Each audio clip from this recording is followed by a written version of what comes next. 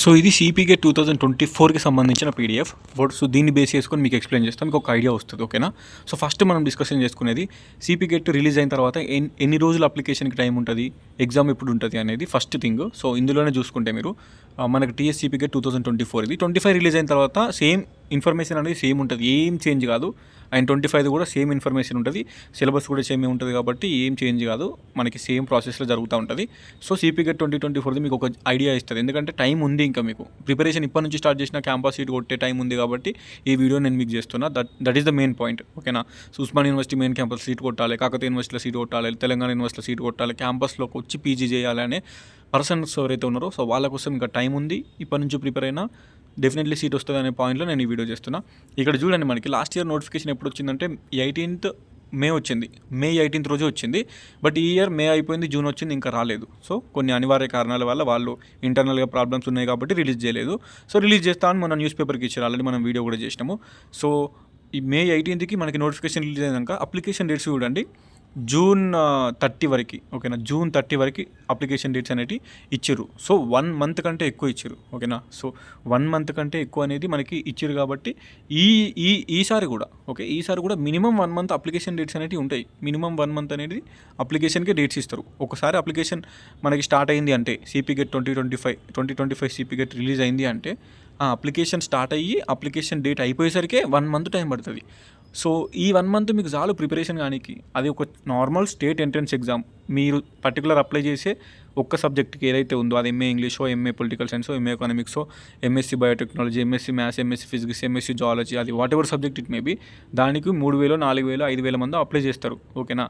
కొన్ని సబ్జెక్టులకి 1,000, 2,000 అప్లై చేస్తారు, కొన్ని సబ్జెక్ట్స్కి 4,000-5,000 మంది, 6,000 మంది అప్లై చేస్తారు. నీ పోటీ వాళ్ళతో మాత్రమే కదా. జస్ట్ 4,000, 5,000 మెంబర్స్లో నువ్వు టాప్లో ఉండాలి. దానికోసం 1 మంత్ నీకు మంచిగా బుక్ తీసుకొని ప్రిపరేషన్ కావాలి. ఎగ్జామ్స్ చూడండి, 5th జూలై నుంచి స్టార్ట్ అయినాయి. ఓకేనా? 5th July commitment of entrance test tentatively from ఎప్పటి నుంచి ఉంది? 5th జూలై నుంచి ఉంది. 5th జూలై నుంచి ఎంట్రన్స్ ఎగ్జామ్ అనేది ఉంది కాబట్టి మనకి మేలో 18కి రిలీజ్ అయితే జూలై 5th నుంచి ఎగ్జామ్ ఉంది. జూన్ మొత్తం అప్లికేషన్లే జరిగినాయి. సో అప్లికేషన్లకే ఆల్మోస్ట్ ఒక 45 days దాకా టైం ఇస్తున్నారు. ఈసారి కూడా ఒక 1 మంత్ అన్న టైం ఇస్తారు కంపల్సరీ. మీరేం టెన్షన్ పెట్టాల్సిన అవసరం లేదు. ఇప్పటి నుంచి ప్రిపరేషన్ అయినా కూడా మీకు నడుస్తుంది. ఓకే? ప్రిపరేషన్ అనేది స్టార్ట్ చేసుకొని నోటిఫికేషన్ రిలీజ్ అయినాక ఓ 45 days తర్వాతనే ఎగ్జామ్స్ ఉంటాయి. మీకు ఆ 40 days ఎనఫ్ ఒక ఎంట్రన్స్ ఎగ్జామ్స్కి ప్రిపరేషన్ కానీ సరిపోతుంది. అప్లికేషన్ ఫీజు వచ్చేసి 800 పెట్టిండు. ఓకేనా? ఎస్సీ ఎస్టీకి 600 ఉంది. ఒక సబ్జెక్ట్ అప్లై చేసుకుంటే 800, 600 పెట్టాలి. 2 సబ్జెక్టులు అప్లై చేసుకుంటే ఈ 800 కట్టి మళ్ళీ 2 సబ్జెక్టులు అప్లై చేసుకుంటే 450 ఎక్స్ట్రా. ప్రతి ఒక్క ఎక్స్ట్రా సబ్జెక్ట్కి 450. ఒక సబ్జెక్ట్కి 800 కట్టాలి. ఎస్సీ ఎస్టీలో 600 కట్టాలి. సో 2 సబ్జెక్టులు 3 సబ్జెక్టులు అప్లై చేసుకుంటే అట్లా నువ్వు ఎన్ని ఎక్స్ట్రా సబ్జెక్టులు అప్లై చేసుకుంటే ఆ ఒక్కొక్క ఎక్స్ట్రా సబ్జెక్ట్కి 450 ఎక్స్ట్రా కట్టాలన్నట్టు. ఇప్పుడు నేను ఒకవేళ 3 సబ్జెక్ట్ అప్లై చేసి ఎంట్రన్స్ ఎగ్జామ్ రాసిన అనుకో, సో 800 కట్టేసి ఓబీసీ అప్లికేషన్ ఫీజు ఒక సబ్జెక్ట్కి, మళ్ళీ ఇంకా 2 ఎక్స్ట్రా సబ్జెక్టులకి 450 + 450 కట్టాలి. ఓకేనా? సో అది అన్నట్టు. అది ఎన్ని సబ్జెక్టులు ఎన్నైనా రాసుకోవచ్చు, 2, 3, 4, 5 మీ ఇష్టం. అది సబ్జెక్ట్ రాసిన తర్వాత ర్యాంకులు వచ్చిన తర్వాత ఏదో ఒక సబ్జెక్ట్ని దాన్ని మీరు కౌన్సిలింగ్ అటెండ్ అయ్యి అడ్మిషన్ తీసుకోవాలి. సో ఎందుకంటే కొంతమంది 2, 3 సబ్జెక్టులు రాస్తారు, ఎందులో మంచి ర్యాంక్ వస్తే దాన్ని తీసుకుందామని. అది ఇంపార్టెంట్ అన్నట్టు. అది మీ ఇష్టం. నేను ఒకటే సబ్జెక్ట్ రాస్తా, దాని మీదనే ఫోకస్ చేస్తా, అందులోనే సీట్ కొడతా అంటే అట్లా అప్లై చేసుకోరు. లేదు 2 సబ్జెక్టులు రాస్తా, 3 సబ్జెక్టులు రాస్తా అంటే అట్లా కూడా ట్రై చేసుకోవచ్చు. That is purely your wish. ఓకేనా? సో ఇక్కడ చూసుకోవచ్చు, మనకి మొత్తం తెలంగాణలో ఇన్ని యూనివర్సిటీస్ ఉన్నాయి. మనకి ఉస్మాన్ యూనివర్సిటీలో పీజీ చేయవచ్చు, కాకతీయ యూనివర్సిటీలో ఉంటుంది, Telangana university, Nizamabad, Mahatma Gandhi university Nalgonda, Palamuru university Mahabubnagar, Satavahana university Karimnagar, JNTH university Hyderabad. So JNTH university Hyderabad ఇది ఎంఎస్సీ సైన్స్ వాళ్ళకి ఉంటుంది నార్మల్గా. తెలంగాణ మహిళా విశ్వవిద్యాలయం, కోర్టు ఉమెన్స్ అంటారు, లేదంటే వీరనారి చాకలి ఐలమ్మ ఉమెన్స్ యూనివర్సిటీ, ఇది ఓన్లీ ఫర్ గర్ల్స్కి మాత్రమే. సో ఇన్ని యూనివర్సిటీస్లో మనకి మెయిన్ క్యాంపస్లో ఉంటాయి. ఈ యూనివర్సిటీ కింద గవర్నమెంట్ కాలేజీలు, ప్రైవేట్ కాలేజీలు ఉంటాయి. అండ్ ఈ యూనివర్సిటీ మెయిన్ క్యాంపస్ కూడా ఉంటుంది. సో మీరు మంచి ర్యాంక్ తెచ్చుకుంటే ఇందులో ఏదో ఒక యూనివర్సిటీ మెయిన్ క్యాంపస్లో సీట్ వస్తే 2 సంవత్సరాలు హాస్టల్లో ఉంటూ మంచిగా తక్కువ ఫీజు ఉంటుంది హాస్టల్కి కూడా. అది ఎక్కువ ఏమి ఉండదు. పర్ ఇయర్కి ఒక యావరేజ్గా ఒక 10,000 అయితే అంతే, అంతకు మించి లేదు. సంవత్సరానికి 10,000. రిమైనింగ్ మెస్ బిల్లు కానీ స్కాలర్షిప్లు కానీ గవర్నమెంట్ నుంచి వస్తే మనం ఏం కట్టాల్సిన అవసరం లేదు. మెయిన్ క్యాంపస్లో సీట్ కొడితే. సో ఇందులో ఏదో ఒక మెయిన్ క్యాంపస్లో సీట్ కొట్టడానికి మనం ప్రయత్నించాలి. సో ఆబ్వియస్లీ తెలంగాణలో నెంబర్ 1 ఉస్మానియా యూనివర్సిటీ హైదరాబాద్. అందరూ దీనికి ఏం చేసి ట్రై చేస్తారు. తర్వాత కాకతీయ యూనివర్సిటీ వరంగల్కి ట్రై చేస్తారు, తర్వాత తెలంగాణ యూనివర్సిటీకి ట్రై చేస్తారు. సో ఇట్లా పోతాయి అన్నట్టు. మంచి ర్యాంక్ తీసుకుంటే మీకు హైదరాబాద్ ఉస్మానియా అనే సీట్ వస్తుంది. సో అందరూ దాని మీద ఫోకస్ పెట్టుకొని ప్రిపరేషన్ కారు. సో ఇక్కడ చూసుకోవచ్చు, 25%, ఓకేనా. So the minimum cut off marks in the entrance exam OC, BC, EWS వాళ్ళకి 25%, అంటే 100 మార్కుల క్వశ్చన్ పేపర్లో మినిమం 25 మార్కులు రావాలి. మినిమం 25 మార్కులు వస్తేనే మీరు క్వాలిఫై అయినట్టు, మీకు ర్యాంక్ వస్తుంది. 25 కంటే తక్కువ వస్తే ఎగ్జామ్లో డిస్క్వాలిఫై అవుతారు, మీకు ర్యాంక్ రాదు, ఏం రాదు. అండ్ ఎస్సీ ఎస్టీకి ఎవరైతే ఉన్నారో సో వాళ్ళకి మినిమం అంటే there is no minimum cut off. SC ఎస్టీకి 1 మార్క్ 2 మార్క్స్ వచ్చినా కూడా ర్యాంక్ వస్తుంది. 100 మార్కులకి ఎన్ని మార్క్స్ వచ్చినా క్వాలిఫై అయినట్టు ర్యాంక్ వస్తుంది వాళ్ళకి. నెక్స్ట్ ఓబీసీ వాళ్ళకి మాత్రం, ఈడబ్ల్యూఎస్ వాళ్ళకి, ఓసీ వాళ్ళకి మాత్రం 25 మార్క్స్ మినిమం రావాలి, లేకపోతే ఎగ్జామ్లో డిస్క్వాలిఫై అయినట్టే. ఇది గుర్తుపెట్టుకోరు మీరు. మినిమం డిస్క్వాలిఫై అయ్యారంటే మీకు అడ్మిషనే దొరకదు. సో మినిమం క్వాలిఫై కావాలి కాబట్టి బీసీలు ఎవరైతే ఉన్నారో, బీసీలు, ఓసీలు కొంచెం ఎగ్జామ్ మినిమం 25 మార్క్స్ అనేది తెచ్చుకోవాలి, లేకపోతే ఎగ్జామే డిస్క్వాలిఫై అవుతాం. మనకి చూడండి రిజర్వేషన్ వైజ్ సీట్స్ ఉంటాయి. ఫస్ట్ వచ్చేసి 85% ఆఫ్ ద సీట్స్ వచ్చేసి లోకల్స్కే ఉంటాయి, అంటే తెలంగాణ వాళ్ళకి మాత్రమే ఉంటాయి. Next remaining 15% of the seats are open to locals and non locals అన్నట్టు. సో నాన్ లోకల్స్ ఎవరైతే ఉంటారో తెలంగాణ కాకుండా వేరే స్టేట్స్ వాళ్ళు కానీ, సో నార్మల్గా సో 15% ఆఫ్ ద సీట్సే ఉంటాయి. ఒక 100 సీట్స్ ఉంటే 85 సీట్స్ లోకల్స్కే ఇస్తారు, 15 సీట్సే నాన్ లోకల్స్కి ఇస్తారు, ఓకేనా. సో ఇందులో మళ్ళీ టాప్లో ఉండాలన్నట్టు. అంటే ఒక 100 సీట్స్ ఉంటే అందులో స్టార్టింగ్ ఫస్ట్ 15 సీట్స్ ఏవైతే ఉంటాయో అవి ఓపెన్గా ఫిల్ చేస్తారు. లోకల్స్ అయితే లోకల్స్, నాన్ లోకల్స్ అయితే non locals. So non locals seat రావాలంటే ఫస్ట్ టాప్లో ఉండాలి, ఎందుకంటే టాప్ 15 సీట్స్ ఓపెన్ ఉంటాయి. టాప్ 15 సీట్స్ అనేవి 15% నాన్ లోకల్కి, లోకల్స్కి ఉంటుంది. సో నాన్ లోకల్స్ వస్తారు, లోకల్స్ వస్తారు.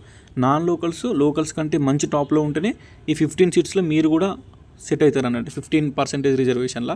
సో 85% మొత్తం తెలంగాణ వాళ్ళకే, ఆ మిగిలిన 15% ఆఫ్ ద సీట్స్ ఏదైతే ఉన్నాయో అందులోనే మీరు కొట్టాలి. కాబట్టి మంచి టాప్ ర్యాంక్ తెచ్చుకోవాలి. టాప్ 10, టాప్ 20 ర్యాంక్ ఉంటేనే మీకు ఉస్మానియాలో సీట్ వస్తుంది. సో ఎవరైతే నాన్ లోకల్స్ ఇస్తున్నారో అది వాళ్ళకి చెప్తున్నా. నెక్స్ట్ మనకి చూసుకుంటే లోకల్స్ తెలంగాణకి 85% ఆఫ్ ద సీట్స్ లోకల్స్కే ఉంటాయి. అందులో మనకు కూడా నార్మల్గా ఎవరు టాప్లో ఉంటే అలానే ఓపెన్లో సీట్స్ తీసుకుంటారు. కొన్ని సీట్స్ రిజర్వేషన్లకు మాత్రమే ఉంటాయి అన్నట్టు. సో అందులో చూసుకుంటే మెయిన్గా అండ్ ఎస్సీకి 15%, ఎస్టీకి 10%. సో ఈ 15%, 10% ఏదైతే ఉందో అవి వాళ్ళ కేటగిరీ క్యాండిడేట్స్ తోటి మాత్రమే ఫిల్ చేస్తారు. ఒకవేళ మీకు ఎస్సీలో కాంపిటీషన్ తక్కువ ఉందనుకోండి, సో 15% సీట్స్ కాబట్టి ఒక్కొక్కసారి కట్ ఆఫ్ అంటే మార్క్స్ తక్కువ వచ్చి ర్యాంక్ తక్కువ ఉన్నా మంచి సీట్ రానికి ఛాన్స్ ఉంటుంది కాంపిటీషన్ బేస్ చేసుకొని. సో అది అన్నట్టు. Next BCA 7%, BCB 10%, BCC 1%, BCD 7%, group E, ఓకేనా. బీసీఈ 4% ఉంది. ఇక్కడ ఈడబ్ల్యూఎస్కి యాజ్ పర్ ద గవర్నమెంట్ నాకు తెలిసి 10% అనుకుంటా ఈడబ్ల్యూఎస్కి. సో ఇది చూసుకుంటే మనకి ఈ రిజర్వేషన్ వైజ్ ఎవరి రిజర్వేషన్లో ఉన్న పర్సెంటేజ్ ఆఫ్ సీట్స్ వాళ్ళతోటే ఫిల్ చేస్తారు. సో మీ రిజర్వేషన్లో కాంపిటీషన్ ఎక్కువ ఉంటే మీకు టాప్ ర్యాంక్ వస్తేనే సీట్ వస్తుంది. ఒకవేళ ఏదో ఒక రిజర్వేషన్లో ఫర్ ఎగ్జాంపుల్ బీసీఏలో కాంపిటీషన్ తక్కువ ఉంటుంది నార్మల్గా. సో బీసీఏలో కాంపిటీషన్ తక్కువ ఉంటుంది కాబట్టి ఈ 7% ఆఫ్ ద సీట్స్ వాళ్ళతోటే ఫిల్ చేస్తారు. సో అప్పుడు బీసీఏలో కొంచెం ర్యాంక్ ఎక్కువ ఉన్న వాళ్ళు కూడా సీట్ రానికి ఛాన్స్ ఉంటుంది, ఎందుకంటే కాంపిటీషన్ తక్కువ ఉంటుంది కాబట్టి. సో ఇది రిజర్వేషన్ వైజ్ సీట్స్ అన్నట్టు ఇవన్నీ మనము. సో మనం టాప్లో ర్యాంక్ తెచ్చుకుంటే సో ఆబ్వియస్లీ రిజర్వేషన్లో అయినా సీట్ వస్తుంది, లేదంటే ఓపెన్లో అయినా సీట్ వస్తుంది. సో మెయిన్ థింగ్ ఇస్ మంచి ర్యాంక్ ఉండాలి. సో ఇక్కడ మనకు స్పెషల్ కేటగిరీ రిజర్వేషన్లు ఉంటాయి అన్నట్టు. సో వీళ్ళకి ఎట్లా అంటే మనకి ర్యాంక్ కార్డు వచ్చిన తర్వాత ఆన్లైన్లో సర్టిఫికేషన్ వెరిఫికేషన్ జరుగుతుంది. నార్మల్గా అందరికీ ఆన్లైన్లోనే మన టీసీలు, మెమోలు అప్లోడ్ చేసి సర్టిఫికేషన్ వెరిఫికేషన్ చేసుకోవాలి. ఆన్లైన్లోనే కౌన్సిలింగ్ అవుతుంది. సో సర్టిఫికేట్లు అప్లోడ్ చేసిన తర్వాత నెక్స్ట్ మనకి వాళ్ళు వెబ్ ఆప్షన్స్ పెట్టడానికి ఛాన్స్ ఇస్తారు. ఆన్లైన్లోనే జరుగుతుంది, మనకు ఆఫ్లైన్లో ఎక్కడికి వెళ్ళాల్సిన అవసరం లేదు. బట్ స్పెషల్ కేటగిరీ వాళ్ళు మాత్రం ఆఫ్లైన్లో ఉంటుంది వాళ్ళకి, ఎందుకంటే ఎన్సీసీ సర్టిఫికేట్ ఉంటుంది కాబట్టి ఆ ఎన్సీసీ సర్టిఫికేట్ పట్టుకొని పోయి ఆఫ్లైన్లో సర్టిఫికేషన్ వెరిఫికేషన్ చేసుకోవాలి. తర్వాత వెబ్ ఆప్షన్స్ పెట్టుకుంటే ఆ ఎన్సీసీ కేటగిరీ కింద ఉన్న సీట్ ఏదైతే ఉంటుందో అది ఎన్సీసీ వాళ్ళకి అలాట్ అవుతుంది. ఇక్కడ చూడండి, so 1 seat allotted for NCC candidates for every block of 30 seats అన్నట్టు. ఒక 30 సీట్లు ఉంటే అందులో ఒక సీట్ ఎన్సీసీ వాళ్ళకి ఇస్తారు. ఇది కూడా అంతే. సో వీడియో కానీ చిల్లిన ఫార్మడ్ పర్సనల్స్ క్యాప్ అంటారు వీళ్ళని, ఇందులో కూడా ఒక 1 seat అనేది ఉంటుంది. నార్మల్గా ఒక క్లాస్ రూమ్లో ఒక సీట్ అనేది ఉంటుంది like reservation. Next physical handicapped వీళ్ళకి కూడా ఒక సీట్ అనేది పెడతారు. So next national integration quota, ఇది మనకు సంబంధం లేదు. నేషనల్ ఇంటిగ్రేషన్ కోటా అంటే ఎన్ఐక్యూ కోటా, ఇది ఏపీ వాళ్ళు, తెలంగాణ వాళ్ళు, తెలుగు స్టేట్స్ వాళ్ళు కాకుండా వేరే స్టేట్స్ వాళ్ళు వాళ్ళకి సంబంధించిన కోటా. సో వాళ్ళకు కూడా ఒక సీట్ అనేది ఉంటుంది నార్మల్గా. ఈ స్పెషల్ కేటగిరీ వాళ్ళు ఎన్సీసీ వాళ్ళు కానీ, ఫిజికల్ హ్యాండిక్యాప్డ్ వాళ్ళకి కానీ వీళ్ళకి ఎట్లా అంటే సెపరేట్గా ఉస్మానియా యూనివర్సిటీకి పిలుస్తారు. ఉస్మానియా యూనివర్సిటీకి డేట్స్ ఇచ్చి రమ్మంటారు సర్టిఫికేట్స్ పట్టుకొని. ఆ సర్టిఫికేట్స్ మనకు ఉస్మానియా యూనివర్సిటీ దగ్గర డైరెక్టరేట్ ఆఫ్ అడ్మిషన్స్లో వాళ్ళు వెరిఫై చేస్తారు. వెరిఫై చేసిన తర్వాత వెబ్ ఆప్షన్స్ పెట్టుకోనికి ఛాన్స్ ఉంటుంది మీరు. సో మీకు ఒకవేళ ఎన్సీసీ కోటాలో, ఫిజికల్ హ్యాండిక్యాప్డ్ కోటాలో కూడా ర్యాంకు తక్కువ ఉన్న సీట్ వచ్చే ఛాన్స్ ఉంటుంది క్యాంపస్లో. సో అట్లా అన్నట్టు. సో మనకి పీజీలో తెలుగు మీడియం ఉండదు. సో పీజీలో కంపల్సరీ ఇంగ్లీష్ మీడియమే ఉంటుంది. ఇది ఒకటి గుర్తుపెట్టుకోవాలి. అటెండెన్స్ వచ్చేసి 75% కంపల్సరీ ఉండాలని అంటారు. నార్మల్గా 75% మెయింటైన్ చేయాలి పీజీలో. ఇక అది డిపార్ట్మెంట్ని బట్టి టీచర్స్ని బట్టి కాలేజీని బట్టి వ్యారీ అవుతూ ఉంటుంది. సో నార్మల్గా బయట చూసుకుంటే పీజీ కాలేజీలలో ఎవరు బోర్డు అది నడుస్తూనే ఉంటుంది. But as per the rules మనకి 75% అటెండెన్స్ అనేది ఉండాలి. ఎస్పెషల్గా ఎంఎస్సీలు చేసేటోళ్ళకి వాళ్ళకి ల్యాబ్లు ఉంటాయి, ప్రాక్టికల్స్ ఉంటాయి కాబట్టి అటెండెన్స్ కంపల్సరీ చూస్తారు. కొంచెం ఎంఏలు ఎంకామ్లు చేసేటోళ్ళతో కంపేర్ చేసుకుంటే, ఆర్ట్స్ వాళ్ళతో కామర్స్ వాళ్ళతో కంపేర్ చేసుకుంటే సైన్స్ వాళ్ళకి అటెండెన్స్ కంపల్సరీ చూస్తారు. సో గవర్నమెంట్ జాబ్లకు ప్రిపేర్ అవుతా అనుకున్న వాళ్ళు మాత్రం ఎంఎస్సీలు అనేది తీసుకోకండి. గవర్నమెంట్ జాబ్ సైడ్ ప్రిపేర్ అవుతా అనుకుంటే ఎంఏలు తీసుకోరు. ఎంఏ తీసుకుంటే ఆర్ట్స్ కాబట్టి ల్యాబ్లు ఉండేవి కాబట్టి ఒక పూట కాలేజ్కి పోతే మనం సెట్ అయిపోతుంది. ఓకేనా. ఎంఎస్సీ అయితే మనకు 2 పూటలు కాలేజ్కి పోవాలి. ఈవినింగ్ 4 వరకు ల్యాబ్స్ ఉంటాయి. సో మీకు కొంచెం టైం అనేది దొరకదు. అందుకే ఎంఎస్సీనా ఎంఏనా అని మంచిగా ఫిక్స్ కాదు. గవర్నమెంట్ జాబ్స్కి ప్రిపేర్ అయితే పక్కా ఎంఏ తీసుకొని ట్రై చేయండి. ఈ హాస్టల్ అకామిడేషన్ గురించి మనకి ఇప్పుడు కాదు, నార్మల్గా తర్వాత మాట్లాడుకుందాం. ఎందుకంటే మనకి మొత్తం అలాట్మెంట్ అయిపోయిన తర్వాత ఫస్ట్ ఫేజ్ సెకండ్ ఫేజ్ అయిపోయిన తర్వాత అప్పుడు హాస్టల్ అడ్మిషన్స్ అనేవి ఒక్కొక్క క్యాంపస్ వాళ్ళ హాస్టల్ అడ్మిషన్స్ జరుగుతాయి. సో మీకు ఉస్మానియాలో సీట్ వస్తే ఉస్మానియా హాస్టల్ అడ్మిషన్స్కి అప్లై చేసుకోవాలి. కాకతీయ యూనివర్సిటీలో సీట్ వస్తే అక్కడ క్యాంపస్కి పోయి మీరు ఎక్కడ సీట్ వస్తే ఏ క్యాంపస్లో సీట్ వస్తే ఆ క్యాంపస్లలో హాస్టల్ అడ్మిషన్స్ వాళ్ళు ఓపెన్ చేస్తారు. నార్మల్గా వెళ్ళి అప్లై చేసుకోవాలి. సో నార్మల్గా అన్నిటికీ ఆఫ్లైనే ఉంటుంది. ఎక్సెప్ట్ ఒక ఉస్మానియా యూనివర్సిటీకి మనకి ఆన్లైన్లోనే హాస్టల్ అప్లై చేసుకోవాలి. మిగిలిన అన్నిటికీ ఆఫ్లైన్లో నార్మల్గా ఉంటుంది. కాకతీయ యూనివర్సిటీ, తెలంగాణ యూనివర్సిటీ, మహాత్మా గాంధీ ఆఫ్లైన్లో వెళ్ళి అక్కడ ఫామ్ ఫిల్ చేసి డబ్బులు కట్టి చేసుకోవాలి. నార్మల్ ఎట్లుంటుందంటే ఒక 10K ఒక ఓసీ క్యాండిడేట్కి, 9K ఒక బీసీ క్యాండిడేట్కి, ఎస్సీ ఎస్టీలకి 8,000. ఇది పర్ ఇయర్కి. ఒక సంవత్సరానికి 10,000, 9,000, 8,000. ఓకేనా. గింతే ఉంటుంది కట్టుడు సంవత్సరానికి. మిగిలినది మొత్తం గవర్నమెంట్ ఇస్తుంది. నార్మల్గా మనకి స్కాలర్షిప్ అప్లై చేస్తే per month 1,500 mess bill government నుంచి డైరెక్ట్ మనకి హాస్టల్లో పడిపోతుంది. మనకు సంబంధం లేదు అది. అండ్ కోర్స్ ఫీజు కూడా గవర్నమెంట్ నుంచి డైరెక్ట్ వస్తుంది. అది మనం ఏం కట్టాల్సిన అవసరం లేదు. అందుకే క్యాంపస్లో కొట్టడానికి ట్రై చేయండి. హాస్టల్లో క్యాంపస్లో సీట్ కొడితే మనకి పర్ మంత్ గవర్నమెంట్ 1,500 ఇస్తుంది. సో మన దగ్గర ఏం వసూలు చేయరు. మనం జస్ట్ కట్టాల్సింది ఒక మినిమం డిపాజిట్ వచ్చేసి ఎస్సీ ఎస్టీకి 8,000, బీసీలకు 9,000 అండ్ ఓసీలకి 10,000 ఉంటుంది యావరేజ్గా. ఇంకా కొన్ని క్యాంపస్లలో ఇంకా తక్కువ ఉంటుంది. ఒక 5,000, 6,000 అంతే తీసుకుంటారు కొన్ని క్యాంపస్లలో. అది క్యాంపస్ని బట్టి వ్యారీ అవుతూ ఉంటుంది. అందరికీ క్యాంపస్లో సీట్ వచ్చిన వాళ్ళకి హాస్టల్ ఇస్తారు. ఆడ వేకెన్సీస్ అనేవి ఉంటాయి. టెన్షన్ పడాల్సిన అవసరం లేదు. సో దానికి కొంచెం లేట్ అయినా హాస్టల్ అడ్మిషన్ అనేది దొరుకుతుంది, అందరికీ దొరుకుతుంది. సో దానికేం డౌట్ అవసరం లేదు. ఓకేనా. సో అది ఇక్కడ ఒక చిన్న పాయింట్ ఏంటంటే లోకల్స్కి నార్మల్గా హాస్టల్స్ ఇయ్యరు.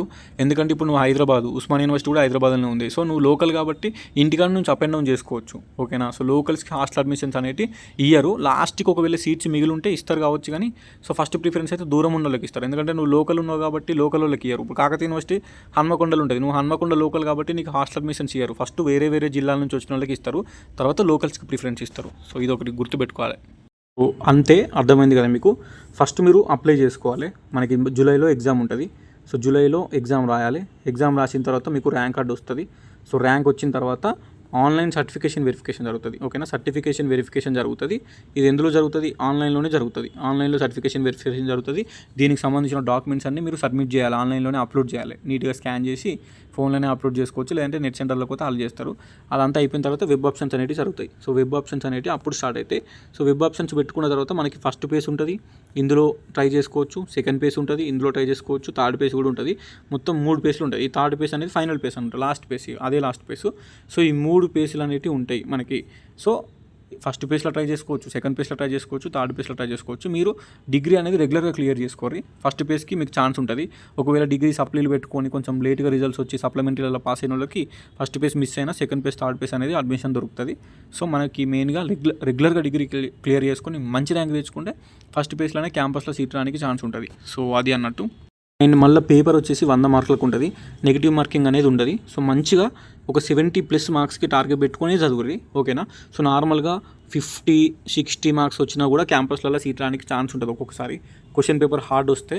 బట్ 70+ టార్గెట్ పెట్టుకునే చదవండి మీరు. ఎందుకంటే ఉస్మానియా యూనివర్సిటీ రావాలంటే మీరు టాప్ ర్యాంకర్స్ ఉండాలి. టాప్ 50, టాప్ 10, టాప్ 20 ర్యాంకర్స్ ఉంటేనే వస్తుంది.